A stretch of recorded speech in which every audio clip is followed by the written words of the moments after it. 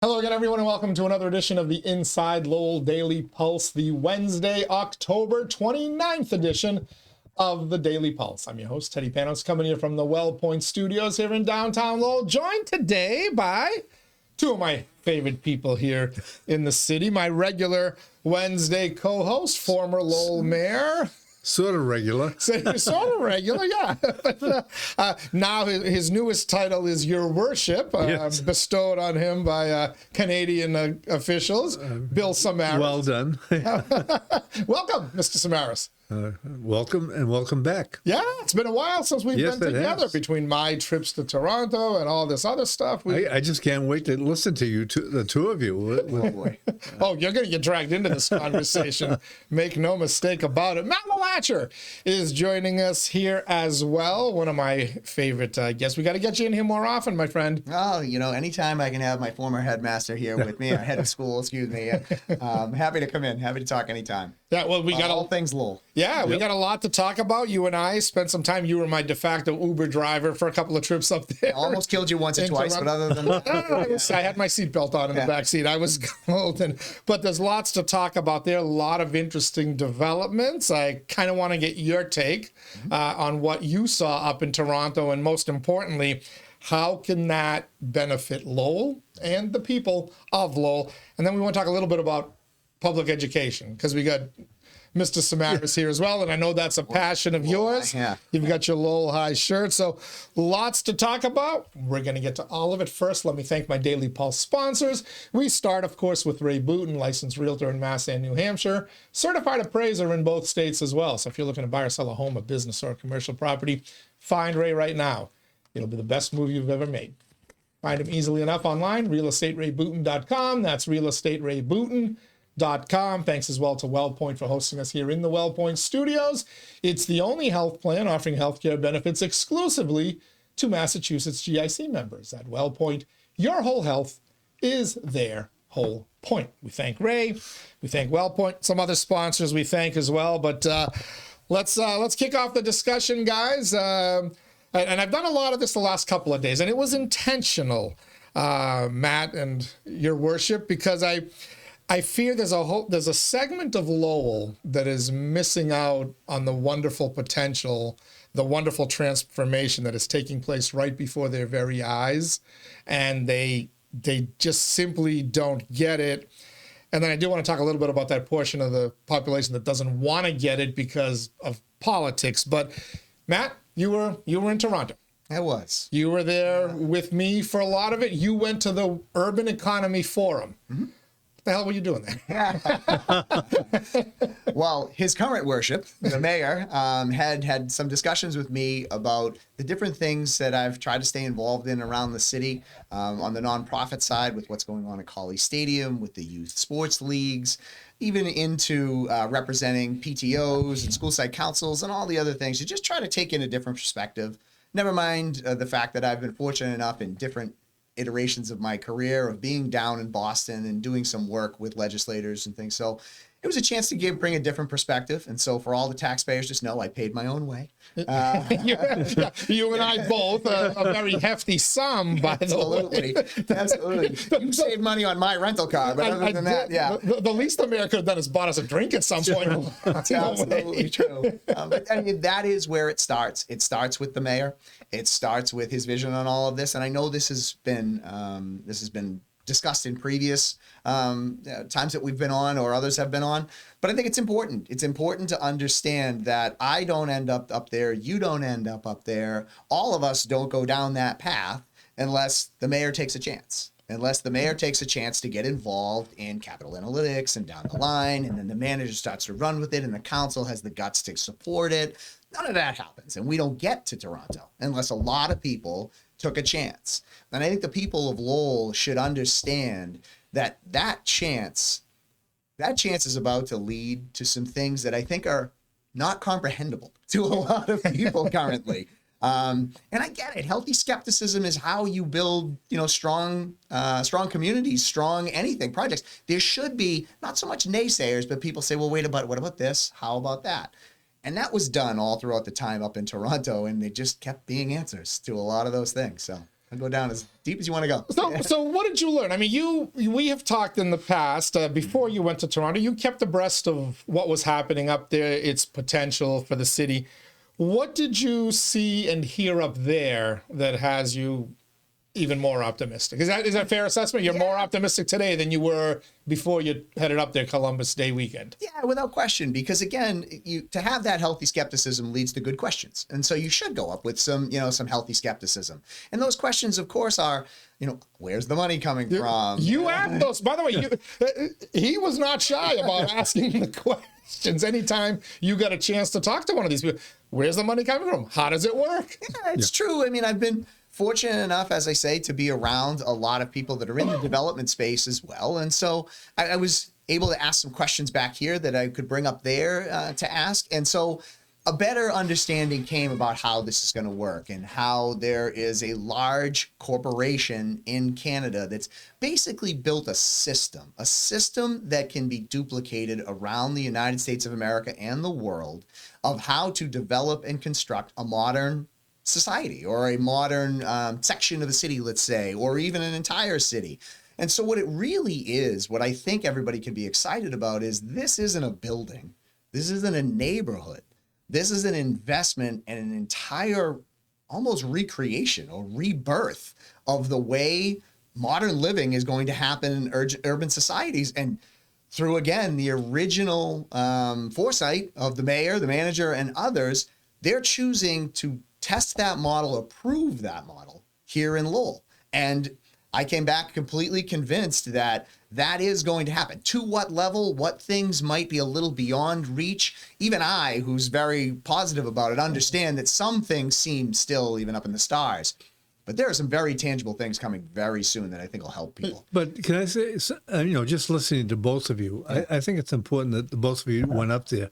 First of all, our political leadership, saw something that could be advantageous to the city of Lowell, and they've reacted. But they've brought you into it. And the thing is, you're both business people, and you understand business. And the thing is, there are naysayers. I don't understand sometimes.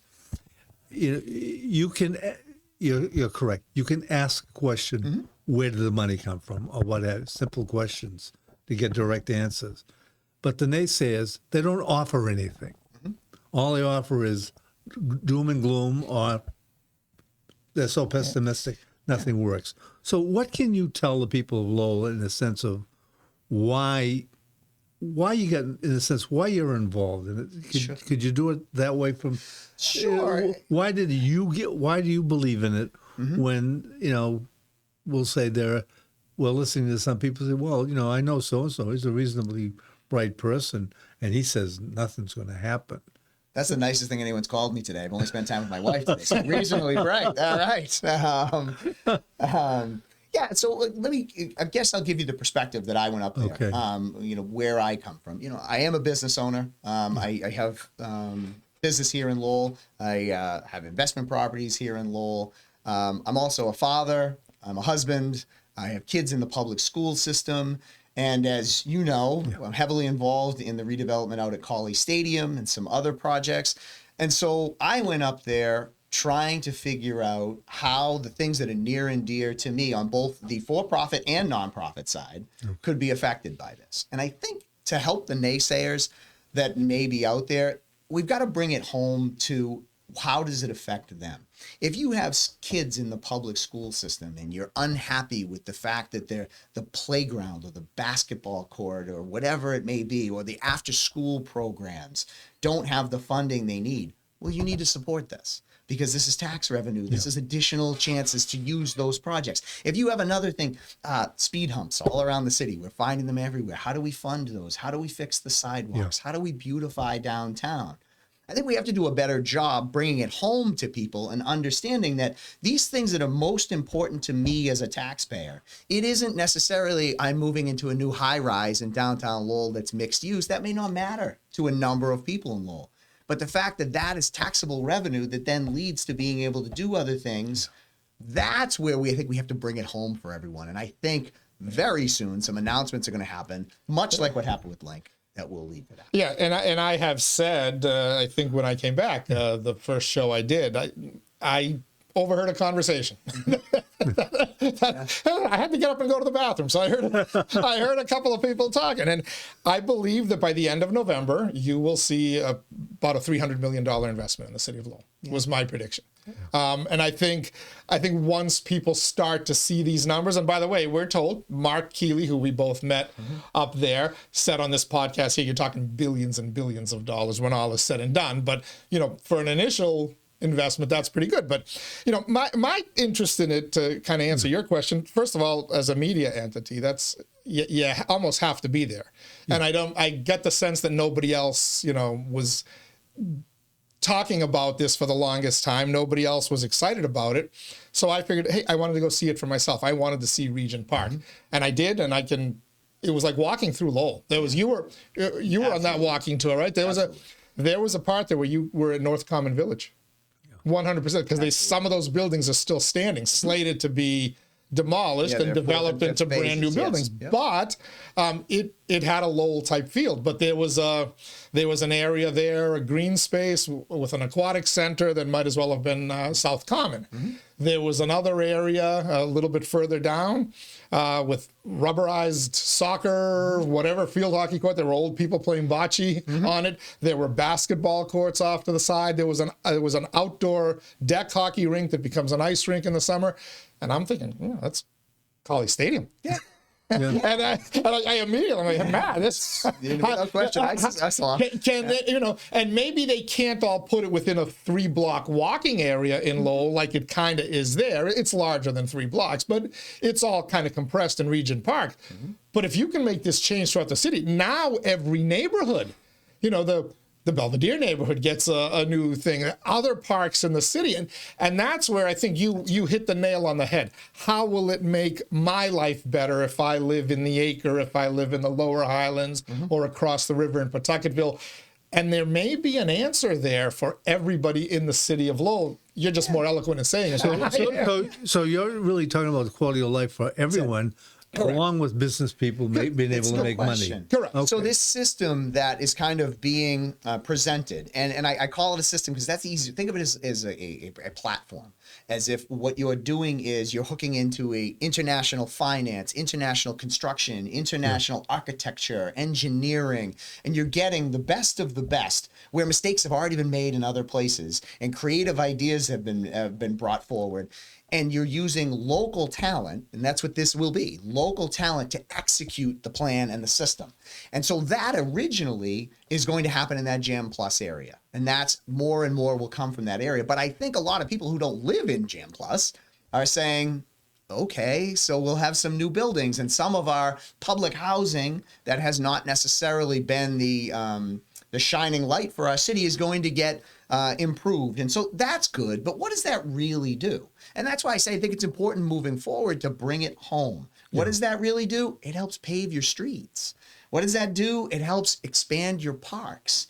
It helps lower your taxes, or it helps create a new thing in your area, like an aquatic center, like Colley Stadium. It creates, what if you had, Corey Robinson will enjoy this one, and this is a good one.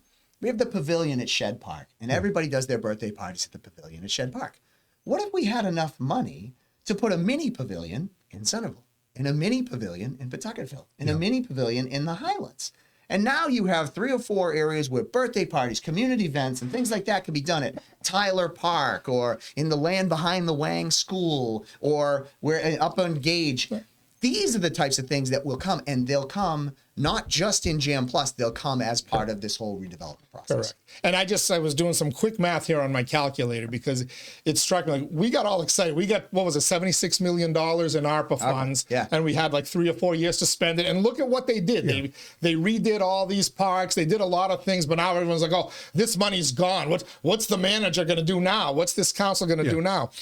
So I just typed in $5 billion and I multiplied it by 2.5%, the property tax, because most of this will be taxable properties. Yes. That's $125 million. 2.5% property tax on a $5 billion worth of investment is $125 million a year added to the city's tax coffers. In other words, ARPA on steroids, not one-time use, every single year. And that's without factoring in what it does to the property value of the existing. all the other spin-off stuff that's going to come because of it, right? Your home is going to go up in value substantially if there are better services in your neighborhood. Yeah, but my taxes will go up. You know the Lowell mentality, right? Oh, so my house is now worth $890,000 instead of $400,000. God, wait till you see my tax bill. Great segue though, because what if Lowell is more like Somerville or more like Burlington, with a commercial tax rate and the industrial tax rate, or the tax base, not rate?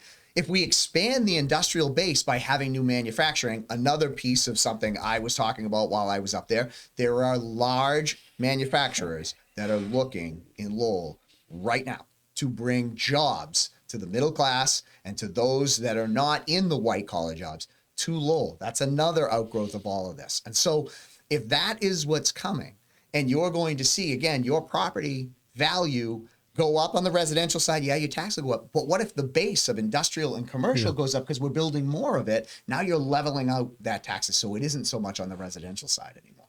All right. So we both brought up Colley Stadium. Yeah. This is your pet project. You've you're successful. His worship is part of that committee. There's a hard-working committee here, but you've been the guy, Matt, charged with raising the money to make it happen. Sure. And last time you came here, we talked about the fact you're successful. You've gotten what you need in order to build a nice new building that will have some new locker rooms, some training space, learning space. It's wonderful. But we talked about the big enchilada, and that is to take these crumbling cement, 100-year-old bleachers and stands in that facility and to redo it. And that, about $30 million? Yeah, approximately. And everyone's like, take your little building that you got, be happy, don't undertake this other thing. Yeah, I don't live in that space. So you're not a dummy. You went up there with it was part of the reason, without question. Is there potential? Could a project like that benefits every single Lowell High School student, that entire neighborhood, and quite frankly, the rest of the citizens of Lowell, but also the state, because that was once a shining facility that was used for state tournament football games and baseball games and all that. Can that become part of a Front Runner City initiative? Without question. And it was one of the main reasons I was up there. One of the reasons I was there was to advocate for Colley Stadium and for all the other fields and open spaces. I sit on the Community Preservation Committee as well. I'm the president of Lowell Youth Baseball and Softball. And so that was kind of, a big piece of it, not just the private side of all of this. Rewind 1 second. That building that you talked about, groundbreaking will be in the next couple of weeks. So we will be congratulations to both of you. $5 million building. That's something. I mean, we're talking about something that will be used 24/7. Without question. No question. Yeah, that alone, by the way, is an amazing accomplishment. I wasn't sure you guys were getting there. Again, luckily, ARPA money helped out, right? No ARPA money for this. Nope. No ARPA money at all. No ARPA money. All private. Private, and then some capital funds from the city, and state earmark money and other grants, federal grant money. So we've been able to pull money that was there anyways, but you put it together. Yeah, so it was a matter of tying together disparate, opportunities and pulling it together to get to this point. But back to where you're saying, the larger, the stands themselves, those funds are almost all used up. And so to get that final picture, so everybody can dream with me for a little while, we're talking about having a field house building in the center of the grandstands, dropping in a 3 or 4 story field house that would look like a college, go up to UNH, will give you an idea of kind of what this looks like. I've covered them for 5 years. Yes. Right? And you wrap the stands around the field house and you add a couple lanes of the track. At that point, if we're successful in doing this, and there was great interest from the UEF people, from everybody involved up there and being a part of helping make this a reality. If we're successful to do this, you brought up the point. We will be one of the premier athletic facilities in all of New England. And we will be a perfect place to build a high school. No, sorry, that was a few years ago. I was waiting for the shot to fly. With the MIAA, I mean, they would make a fortune for the city and themselves. There's no question about that. And I think the biggest problem you'd have is managing to ensure that the high school has its use, and then managing all the You hit the junior nail high on the head. teams, There are elementary teams, there are and already club sports programs that are reaching out. Would we be able to access? That's revenue for the city. Yeah. That's revenue that can go back into your other parks. So again, what does Front Runner City do? But you know what he's talking about, though, really? I mean, you're going to have something for the younger students, the younger children. You want them to succeed. You want them to be able to read, but you want them to be able to support themselves, act out properly, and what have you. And you don't want them going to freaking Central. No disrespect to my family members who send their kids to Central, but you know, imagine the Lowell school system and the Lowell athletic programs and the school spirit and the pride in the schools and the pride in the community. If these kids that went to Central and are going to Central continuously and are getting Division I scholarships or other private what schools. What if they did it out of Lowell? Right, Bishop Girton has stolen a bunch of kids from us, right? Lowell Catholic, no disrespect. We love Lowell Catholic, Austin Prep, but if we can build facilities that keep these kids here, these are good students too. Yeah. And I'll give you you're raising the entire. Without question, I'll give you an example of how it worked, even with just phase one of the Collie project. The first phase of the Collie project was building the second turf field, Carvalho Field. And so originally, it's a beautiful field. It has been fantastic. It has worked out amazingly for the high school. But give you the ancillary benefit. Do you know what was just created this year? A girls' field hockey youth program. For the first time, we have a youth field hockey program. Do you know why? We have somewhere to do it. We have a place where the girls can learn, and on the weekends we can have these clinics and we can do these things. So it's not just about the high school. Talking about mixed emotions, a couple of weeks ago, I was there watching my granddaughters play. Yes, you are. My daughter is a senior captain in the Lowell High field hockey team. Quite proud of my Caitlin. Yeah. And so it's great to see that this investment that the city has made and that people have come together, like Bill and myself and others, have come together to make not just an opportunity for Lowell High, but an opportunity for Lowell. And the UEF, and that is what I just described on steroids, on a level. Exactly. Just an annual ARPA money over and over again.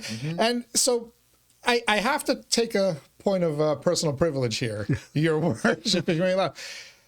What the F is wrong with some of these people out here? And again, I get those who are struggling to put food on the table, to pay their rent, who are worried about turning the heat up above 64 because they can't afford their bill. I get all this. But there are people in Lowell who are relatively well off, middle class, if not above. They're very well politically connected and established, and they're trying to poo-poo this thing with kind of the stupidest things. First of all, trying to downplay it by saying it's a pay-to-play. Yeah. We basically paid whatever that number is, and we're trying to get the numbers from the manager. There was a motion last night, so we'll get them now. But what was it, $12,000 Capital Analytics ad that was an article, you know, an ad disguised as an article, but the people reading it who invited the mayor to the Urban Economy Forum didn't know this. There's some kind of a fee, like an application fee. Guess what? You want to build something, you got to do an application fee. You got to pay for a building permit. You got to all these apply to college. You pay for your application. Pay an application fee, and not all those colleges are going to say yes. Correct. But Lowell accomplished this. Anyone who's saying this is a pay-to-play thing, and anybody who's spreading that information out there, you are suffering from a really bad form of TDS, not Trump derangement syndrome, but TIPA derangement syndrome. You just don't want to give credit to the administration, the mayor, and yes, the city council that made this happen for whatever reason. Well, whatever their personal reasons are. But these people exist, Bill. You know. Yeah, I know, but you know, the council and the manager and the mayor, they made correct moves. They made the moves that are necessary to work with the business community. There's certain ways you have to do it. Yeah, but listen, this is how I view all of this. And, you know, you'll say a name that certain individuals might not like, but this is the Charlie Kirk model of how to do it. Let's not push away from the table from those people. Invite them in. Have this discussion. If that's healthy skepticism, we'll determine that. Right? Yeah. I want them to get the hell out because they clearly don't love this city. If you cannot be excited about what's happening, what Julie Chen presented last night at the city council meeting, by the way, go read it on InsideLowell.com. The Lowell citizen Ryan Gilday lays it out. What's happening at Link, what's now happening at Hamilton Canal. You've been bitching for 15 years. We've got nothing but promises from Hamilton Canal. Draper is spinning off from Lincoln, giving you a new commercial building. And if you don't think the Inside UEF Hamilton situation Canal. is intertwined with that, you're lying to Of yourself. Of course it is. Yeah. So you should be, again, skepticism, sure. Right. But how can we get our passions into it? How can we get this education? How can we get athletics, open space, housing, whatever your passion, whatever your area of interest is, this front runner city model has a place for you if you can prove your project, your model is sustainable, and you can benefit from it. And it's not lost on me, Matt, that the night you and I were sitting there, and by the way, it was only because of my wife that I got the invite. Because Riley stole the show. Riley stole the show at that Lowell Frontrunner Gala, but we're sitting there, we happen to be sitting at the same table with a dude that wears an ascot. He wore an ascot the whole week. I mean, we're not talking about Lowell wealth, right? As I've joked. Those of us here, an ascot, think of it as a really expensive thick tie. It's like, in Lowell, we throw on scarf. the Lowell High or Mickey Ward sweatshirt, a pair of flip-flops or sneakers, and we think we're dressed up. These guys, their wives, their daughters, this is what Riley said to me, that's a $10,000 purse she's walking around with. It's like the wealth that we can't imagine. We joked off air, we Artie Demoulas, George Bechrakis, people who I grew up with in the Greek community admiring because they'd accumulated great wealth. Again, the guy wore an ascot the whole freaking week. They want to invest in our city. A little eccentric. But very well. Not sure walking down the middle of Market and Middle that person would fit in, but that's okay. We want to welcome them into the community. Well, he could start a fashion trend. Well, listen, I think we have to. Oh, with real money, Oh, very real. Very, very real, very large pockets. So, but I think it's hard to change a mentality. It's hard to change. We have been a hard-scrabbled fighting city really since our birth. We have been boots, we are going to raise up by our bootstraps and we're going to get it done.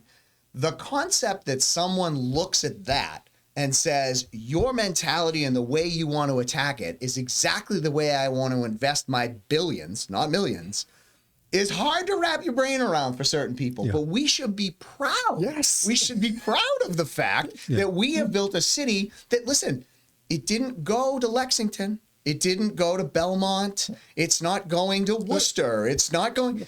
It's coming here. Matt, it's not going to Boston, New York City, Chicago, Los Angeles, or whatever. And you're right, it's coming here. And it's going to come here. Like I said, by the end of November, you will hear about this first massive investment. And Richmond Hill, where this Urban Economy Forum taking place, they got named the front-runner city in 2024.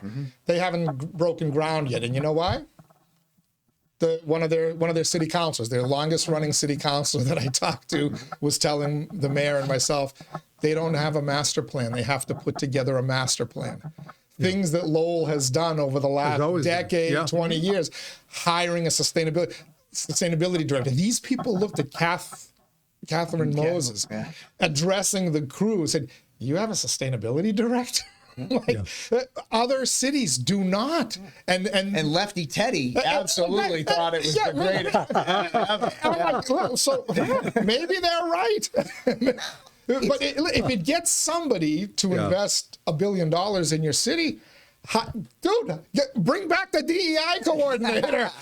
Let's roll. Bring it all back. Bike lanes on every street. I don't give a bleep. Make my city a better place. And listen, I know it's been said in others since we've been back, and you said it while we were up there, what the administration did up there and how they showed Lowell and what we are and what we could be.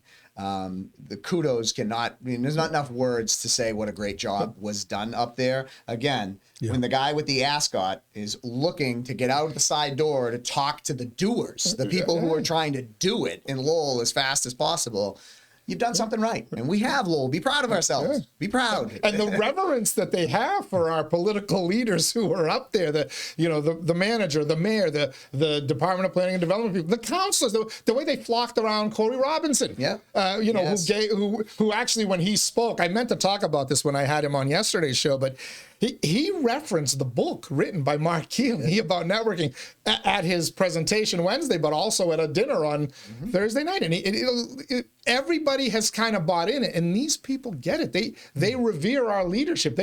They're our leadership is part of the reason why they're sold on the city, the buy-in, as they call it. So to the people that I know you're referencing that may be skeptical, all right, come to the table, have your healthy skepticism, and add value by asking questions. But if at that point you don't believe, there's plenty of housing in Chelmsford for you.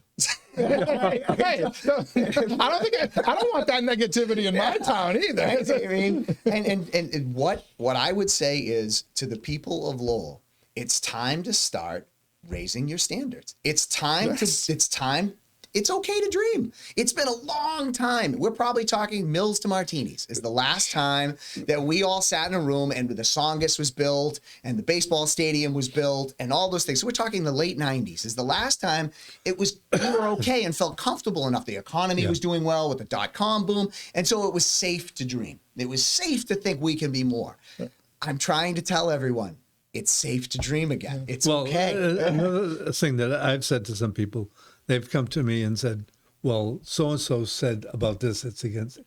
I said, they're a naysayer. Yeah. I said, well, what did they offer in its place? Great question. What do you mean? Well, obviously they have another answer because they said this is the wrong one. So they have something else. They're telling you, well, so I'm excited to hear. That's right. Tell me what they said.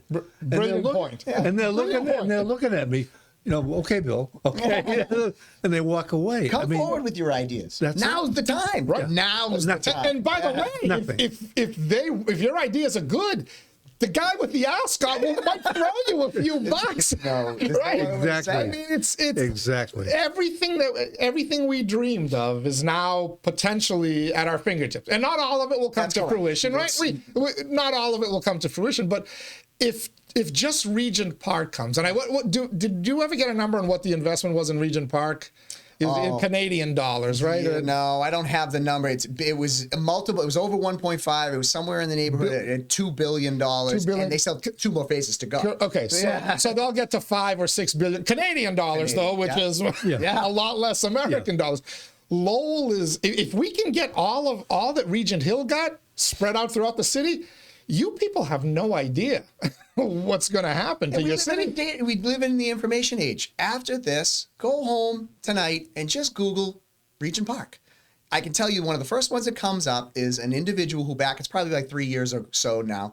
He has like a GoPro on and he walks Regent Park. So you don't need to get on a plane and spend what Teddy and I spent to go out and see this. You could just get it home on your phone. You didn't tell me about this. Yes. Right?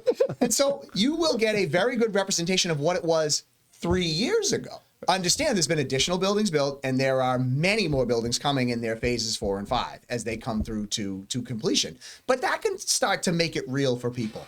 And again, I think once that first investment, which I think you are correct, is going to be announced and coming very soon. And so that may allow some people to understand. But when that comes, the challenge to the people of Lowell and to the people that may be naysayers is come up with your ideas and come present them.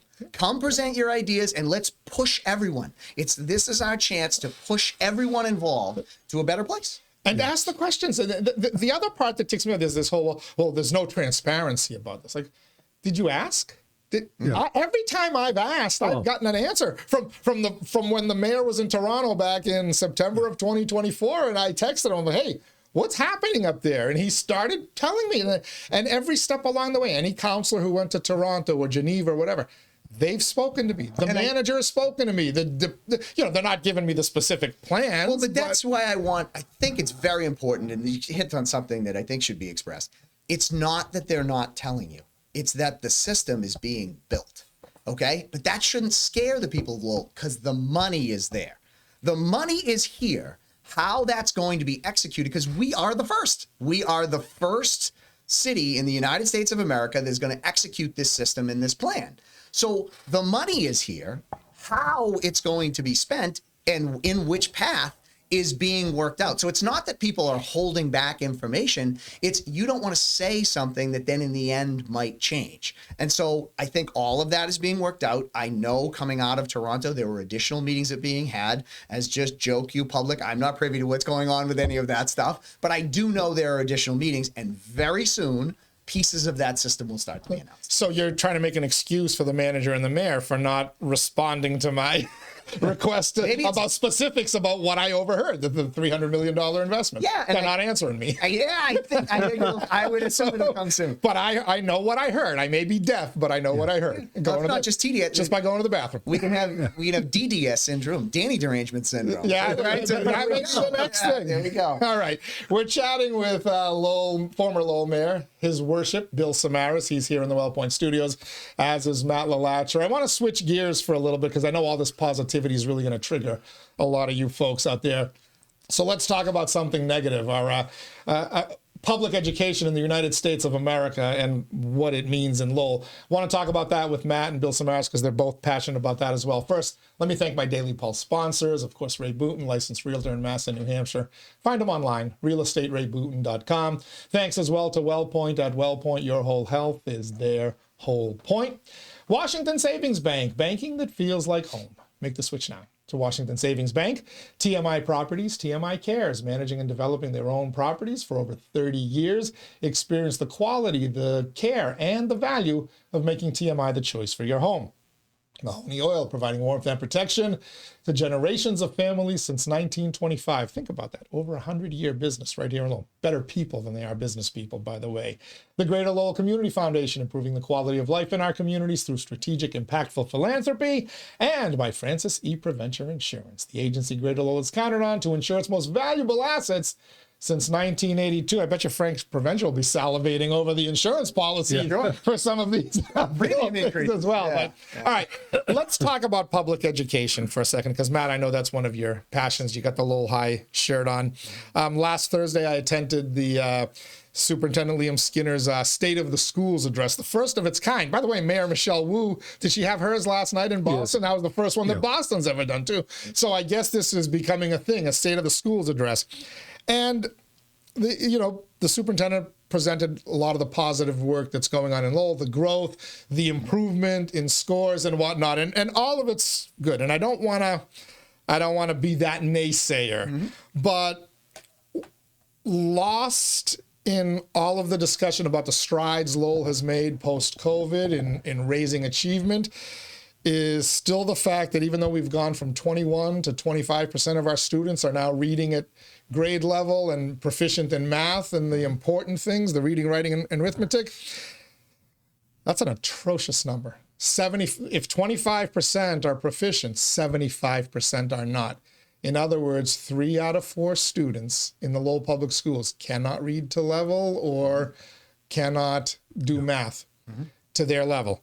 And by the way, Lowell is doing better than many other quote-unquote gateways. Before we fall back into that habit of, Lowell can't do anything, we're actually better than Lowell. We're improving. This is a nationwide, as we fight about the dissolution of the Department of Education, whatever. Bill Samaras, I'm going to ask you first. What the hell happened to public education in the United States of America, where we're celebrating just 1 in 4 students being able to achieve? The thing is, not everywhere. I mean, when you look at places like Lexington, Wellesley, what have you, they've had the money, the funding, and the students whose parents are very well educated. What you have here in Lowell, many students are second language students. Doesn't mean they're not bright. It means that English is not their primary language. And it's the type of programs that are being developed. But in a city, what you have a much larger number of special needs students. You have a much larger number of second language students. And you don't have the resources, to deal with it. Of course, the superintendents will use that and say, I need more money. Sure. Now, the issue is, how is the money being spent and what type of programs? The way I'm looking at it in cities, you have to look at the programs you have, and you have to make sure that they work. If they don't work, you change them. And that's what has to happen in urban settings. We've been able to do well. There were certain times. Well, at one time, Lowell High was ranked 29th. It's not ranked 29th anymore. And the question is, somebody will say, well, there were more majority students there or something like this. I think we had certain type of programs that met the needs of the students. And the issue is it can work. The whole issue is we were talking before. Yeah. K to 3. What do you do K to 3 with the students coming in? Of course, in a city, you have a lot of students coming in from the outside, 4, 5, and 6. You have a lot of students coming in 7 and 8. You have a lot of students coming in at the high school level, and they've already had a lot of mishaps and what have you.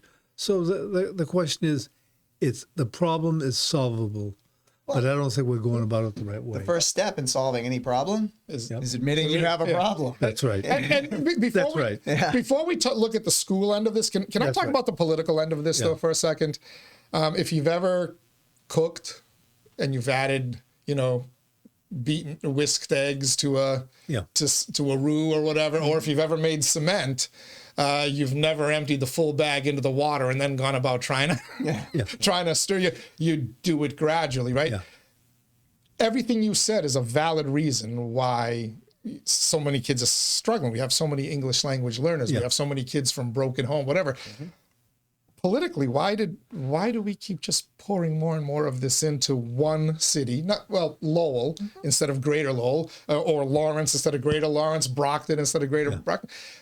The political hellhole that these folks have kind of put communities like Lowell in, both at the state and federal level, is absolutely disastrous. And I'm not sure it's fixable. That's my concern. I'm not sure it's fixable under the current model of education that we have. Well, and I don't just, but the current model is about to change, everyone. Just not to derail, but voucher programs are now federally going to be part of our system. And so while Massachusetts may have... In Massachusetts as well. I can't see Governor Healy and the Mass Teachers Association wanting this. So here's the point to that.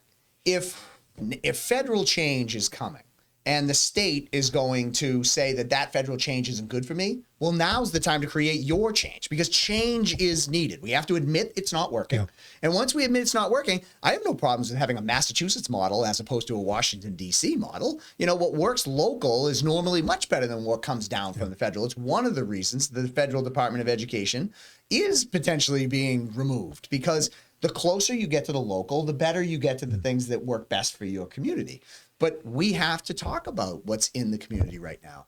And I think, segueing it from what this all was about, the Front Runner City program and all of those things, now is the time when we are looking at an infusion of additional revenue, while we are looking at an infusion of international minds and ideas. That's right. Now's the time to look at public education. And let Lowell be a model there as well. It just doesn't have to be mixed-use housing and industrial buildings. It can be an entire new mindset, an entire new way to look at it. Because I've made reference. If you have kids that are being sent to the public school system that are not interested in learning, the reasons as to why we can go through a million of them, all right? But the kids are not interested in learning, right? What's different with that? And when we have people in the streets of Lowell who are not interested in accepting the help that's being offered. We have kids that are not interested in accepting the help that's being offered as well. Now, we have to do something with those kids. I'm not saying by any means that we do nothing. But what we're doing isn't working for them. They're not improving at a level that is adequate to what I think all of us would consider okay. But what we're not talking about, and what's really, I think, driving this, and me as a parent, I could speak directly to this personally. I'm very blessed to have high-achieving children that have done very well in the system. Well, when you're pouring so many resources into the children who need those extra benefits, and they're not getting what they need, you're pulling those resources away from high-achieving, mid-achieving, whatever students, and it's almost like you're pulling things towards the middle. It's like the goal is to achieve a lower bar. Actually, that's almost like a formula. Think about it. Okay, it's unfortunate, but that's and the it's formula. not leave anyone behind. Because what you're talking about is you really need some change, and I'll say why you need some change. But I'll give you some examples. I was just thinking. I remember I had one student. He was a very troublesome student, but I got to know him, and I had him in my office, and I said, what am I going to do with you? Mm-hmm. He said, "Look, Mr. Smith, you're a nice guy. You want me to pass MCAS? You know what I want? I want to get home safely. He said, I have to run home because I don't want to get beaten up on the street. And if I get home and my mother's boyfriend's in there, I can't stay there because he'll beat the daylights out of me. I mean, so the thing is, it's not just education changing. Completely. And this front runner city is an opportunity to Through really affordable home ownership and Yeah. other things that can help break a cycle that hasn't That's been right. working. That's Yes. right. Okay, but this is where I'm going to be the naysayer. I look at the mentality of school leadership across Massachusetts, and yes, I'll say it here in Lowell, that when they use the word formula, all they want to talk about is the funding formula. The funding formula is broken. We need more money. If you throw more money, you can change that funding formula all you want. You can throw the $5 billion front-runner city dollars into the Lowell public schools today. If you don't change other formulas, the ones that you guys just talked about, the way exactly. If you don't change the model, you might as well just flush that money down the toilet. Well, you need to change other models and other formulas, not just the funding. Yeah, well, ask yourself the question. If you were, and I would love to, and I've actually had this conversation with Paul George a couple of years ago, but if the question was posed to teachers right now, you can have a 3-3-3 raise, or you can have an environment inside the school that's more conducive to learning, but we're going to have a hard time being able to do both. Let's see what the answer is. I'm pretty sure I know what the answer is. See, but I don't want to make that assumption because I have a lot of friends that are teachers. And How did Paul answer that question? yeah, well, I don't think. Will Paul let it get to the teachers? Yeah, well, the question is going to be. No. But wait. No. So we bring it to the teachers. That's what a forum like this is Well, for. will a superintendent, will a school committee, hopefully the school committee member, future school committee member that's out there listening to us, will they bring this as a choice? Or will it always be, listen, we can have it all. We can have the pay raises and we can have... And we are potentially going to have more revenue than we've had in a while. ARPA, ARPA Plus is what we all believe is coming with Front Runner City. But as everyone has seen, just pouring more money into a problem is not the way you solve a problem. We have to admit that we have a problem. We have to make change. And I know Superintendent Skinner has a 5-year plan that he has laid out that he wants to, but I think it's time for us as parents and as residents of the city, and even if you don't have children in the system anymore, even if you're a former educator, it's time for us to come back and say, one of the biggest things that is missing, and it's in society, and how do you solve this? I think with the way we educate our kids, it's accountability. Yeah, but also his plan has to be a plan that the school committees worked with. Absolutely. That the parent groups have worked with. Right. I mean, not yes, we listened. Very nice. Well, yes. Here's an idea. Go ahead. No, guys, finish because I'm going to be the naysayer again. No, so here's an idea. Why is it that we have decided that all of the English language learners that have come into this city over the last, let's say, 2 decades, why is it that we disperse them across all of the different schools? So then applying all that pressure to every school. What if we were to take one school in the city, hyper-focus getting those students to a reading level, a math level, whatever the case may be, and start reintroducing back into by that today's situation? standards, you couldn't put a group like that together. Politically, that won't be allowed. That won't be allowed. I will tell you That's that common sense. I'll tell you that model works, and I'll give you the perfect example: the Hellenic American School, now the Hellenic American Academy. At one point, the biggest immigrant group in Lowell was the Greeks. They flooded all these Greeks into the city and the acre in The Bowden particular, School. and they built a school that from K through 6 did the assimilation for you. So the Lowell Public Schools didn't have to shoulder that burden. So by the time my sister got to the Bartlett School, she was ready to roll. By the time I got to the Dracut Public Schools, I was ready to roll. That model works. Now the whole private school thing will drive people nuts, right? Because it's about the money. But create a public school along that model that you can now assimilate these kids and then put them out into the world, because you're not doing them any good. And these English language learners, which Superintendent Skinner touched on, within a couple of years, they're up to speed. But if you're taking resources away from the other kids that have maybe the behavioral issues or whatever, you're just kind of dragging them back in the meantime to push the other kids ahead. So There are people smarter than I with far more experience than I that need to be in the room when an idea like this comes up or is discussed. This is just a conversation starter. But the point of doing it is to say, we have a problem. If you say that's not the solution to what you just said earlier, okay, what's your solution? Because throwing more money at the problem hasn't worked. It won't work. It'll never work. Yeah, it hasn't worked. And so let's come up with creative ways. I brought up something when we were off air prior to. Every single study that you will see out there and everyone references is that you have to be reading at grading level by the third grade. You have to be reading at grade level by the third grade. But yet, we socially advance kids every year in every system, not just Lowell. We socially advance kids that are not able to read and write at grade level in the third grade. And every statistic will tell you that that's a pipeline to a far more difficult life if you're not there. But we can't hold kids back. That's right. So Superintendent Skinner talked about this. He said the incarceration rates for a kid that can't read at third grade is astronomical. But yet we won't hold kids back. All these, so, and this is where I'm going to be the naysayer again, because you said the word accountability. Yeah. We're moving away from accountability. You don't even have to pass a freaking MCAS test and get a college to get a high school diploma anymore, right? Which, again, is the MCAS test perfect? No, but if you don't set some kind of standard where you're not going to advance until you can get that. My daughter's been at the same swimming lane at swim school forever because she couldn't back float long enough. She finally passed. They didn't put her into the next lane until she could do it. You got to do the same thing academically, though, as well, because otherwise the kid's not going to learn, and you're holding back every other kid as well.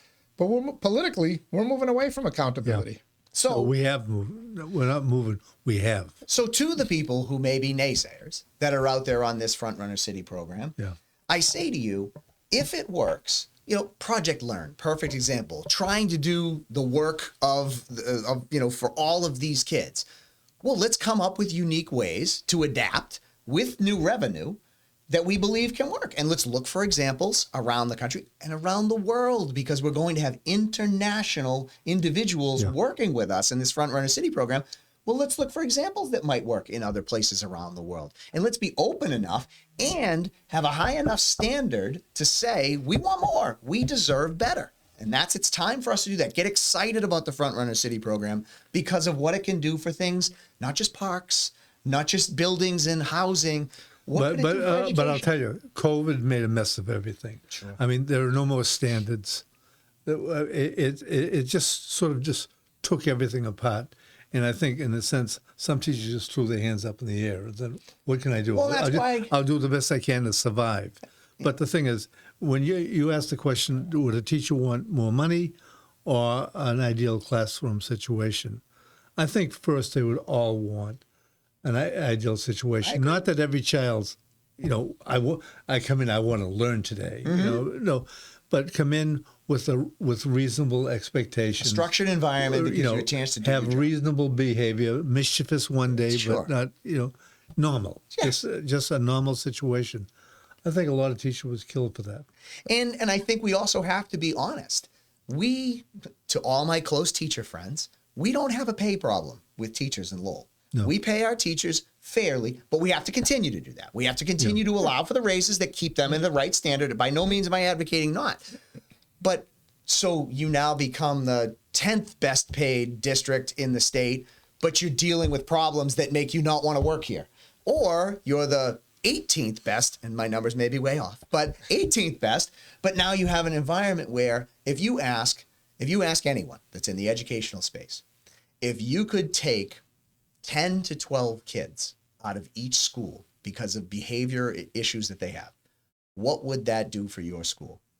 Without fail, everybody answers it would change 50 to 100 other students who follow those kids and are really pretty good kids, but they just are being led a wrong way. Now, when you remove them from the school, I don't have a degree in master's in education of what we're supposed to do, but I can come up with some ideas that we could all kick around.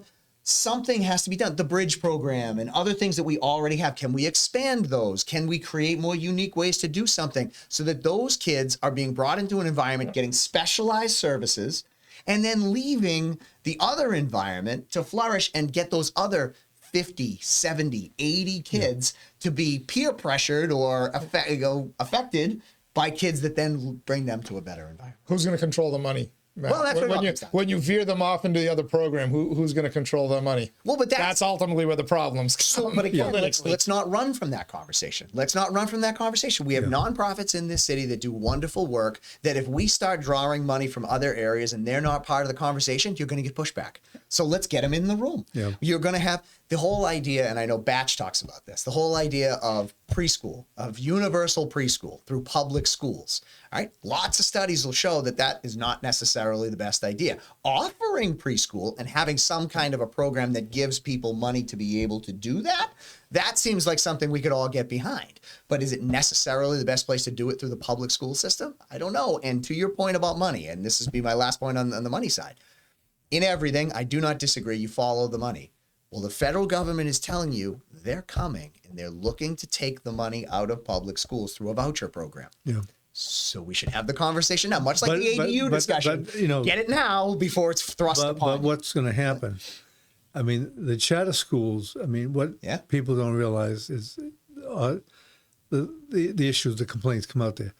You have so many students that move into a charter school, that money follows them. But the thing is, the classroom situations stay the same because you take 2 out of this classroom, 2 out of another classroom.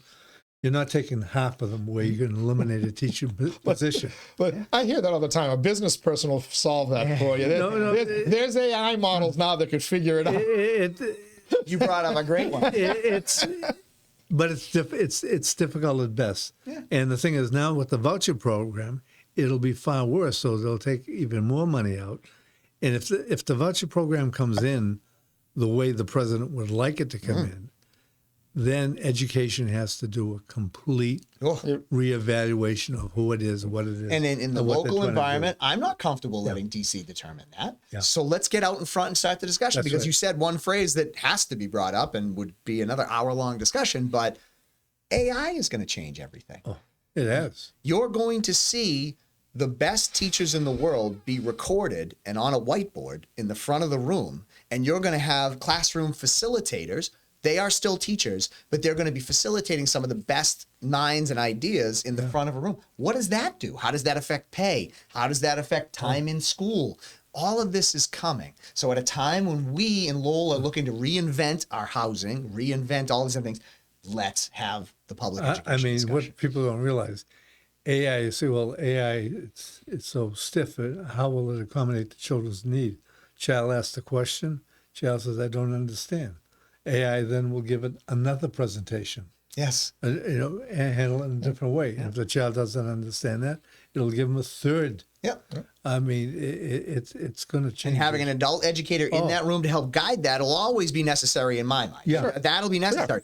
But that's a different job than what a teacher does currently today. All that time worrying about creating curriculum and correcting tests, is that all going to go away? And now it's more about raising the social environment for the student while guiding education and creating and presenting ideas. That's all coming. But you have many elementary classrooms in Lowell that have 4 adults in the classroom. Absolutely. Those are the ones that can afford to do that. Right? All right, I'm going to have to end it here. Okay. But some good talk. Education. We want to. Part of the front runner city. Yeah, you were able to kind of tie it in and explain to people much more, because I feel like I've been trying for a year, but clearly I'm not making success, or I'm just the messenger and people want to shoot the messenger. But I think you did a better job of tying it into how it benefits everybody in the city in a number of different ways. You want better streets, better sidewalks? Here's your chance. You want better schools? Well, the thing here's is, a chance. Matt's given an honest overview as a concerned parent, and as a teacher, former administrator, former city councilor. I'm trying to be, kind, but the issue is there are a lot of problems that have not been solved or are being created that need to be looked at if we're going to make the necessary changes. Fresh eyes. Yeah. Imagine if Absolutely. this guy was our city councilor for 8 years. the last 8 years, it would have been phenomenal. Well, maybe hey, if things work out in the state Senate a certain way, you still live in Pawtuckettville, right? I am a Pawtuckettville resident. All right. If Rodney Elliott, a declared candidate, ends up winning the state Senate seat, he has to give up the state rep seat. He does. Yeah, you know, the LaLatcher name, state representative, I mean, it's got a ring to it. There's a ballpark named. Can't wait to be out there holding a sign for Ray Booten. His wife will kill him. His wife will kill him. Probably your wife will kill you. No, this excitement and what's going on with the Frontrunner City, this is my passion. I hope to be involved in any way I can be, however this all plays out. But as you referenced this, and this is what I would say, the Frontrunner City happened because we built a foundation over the last many administrations inside the city, preparing to be ready to take advantage of what came before us. Yeah. We can do the same thing on public education by spending the next 3, 5, whatever years building the foundation of what we think is right, and then utilizing when the opportunity presents to make those changes. All right. Well said. Hey, Matt LaLatcher. Thank you. You should be doing you should be doing your own podcast. I only drag you down. Yeah. You should be in here more often talking about this stuff. Nah, people get sick of me real quick. Just ask anyone who's friends with me. Yeah. Bill Samaras, as always, thank you. Next week we'll be recapping the Lowell election. Yes. And then I think we have John Wooding joining us the following. We got a bunch of stuff planned for Wednesday. Yeah. So yeah, John. I look forward to having him come in. All right. I got a last minute shout out. I want to say congratulations to the Lowell High girls field hockey team who won the MVC championship, and to the boys cross country team who were also MVC champions last week. All right. And I'd be remiss if I didn't say congrats to the Chelmsford girls volleyball team as well, ranked #1 in the state. Fantastic. All right. Thank you. Thanks to Matt LaLatcher. Thanks to Bill Samaras. Thank you for tuning in. Again, if you're saying there's no information out there about this Frontrunner City stuff, got a ton of podcasts, a ton of writing about it. Follow it, learn about it. More importantly, talk to your city councilors, talk to your city manager, reach out, ask these questions, get informed on it, and come up with solutions. There's a world of potential in front of us here in the city of Lowell, folks. Don't be a naysayer just for the sake of being a naysayer. Become that agent of change. These two guys across from me actually are. Glad to have them here. Tomorrow, we'll bring you the debate between the District 8 City Council candidates, the Upper Highland, John Dakota, the incumbent, Marcos Candido, the challenger. They'll be part of our Daily Pulse. Also, tomorrow night, we'll drop a special podcast featuring the District 7 City Council candidates, Paul Ratayem and Sidney Liang. And then, of course, on Friday, we'll have a little special live Halloween show with the Pod Squad and the fabulous Lindsay. It's the Daily Pulse. It's a show that keeps its finger on the pulse of Lowell and the world around it, and it drops at noon each and every day here on InsideLowell.com and on our YouTube channel. Until next time, everybody, stay warm out there, stay safe. I'll see you on the other side.